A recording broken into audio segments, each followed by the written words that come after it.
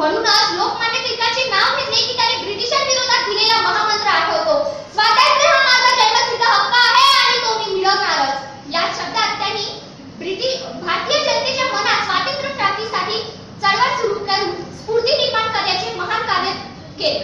राजकीय आणि सामाजिक गरजा ओळखून देशाला पुढे नेण्याचे महान कार्य टिळकांनी केले, म्हणूनच ते लोकमान्य झाले।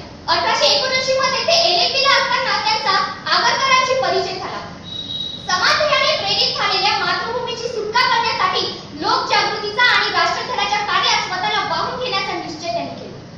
लोकमान्यांनी शिक्षणाचं महत्त्व अजून सांगितलं होतं। ते म्हणायचे, स्वराज्य निर्माण करायचे असेल तर त्यासाठी सुशिक्षित पिढी उभी करावी लागेल आणि मिळालेलं स्वराज्य जर टिकवायचं असेल तर त्यासाठी राष्ट्रीय शिक्षण देणाऱ्या शाळा, कॉलेजेस, संस्था सुरू करावेत असा त्यांचा विचार होता।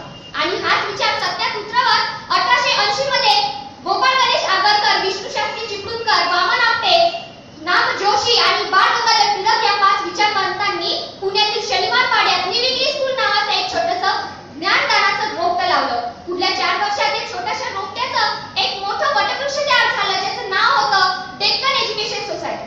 जर टिळकच नसते तर स्वराज्याचं स्फुल्लिंग चेतवणारा दुसरा शिवभा या मातीस लाभला नसता।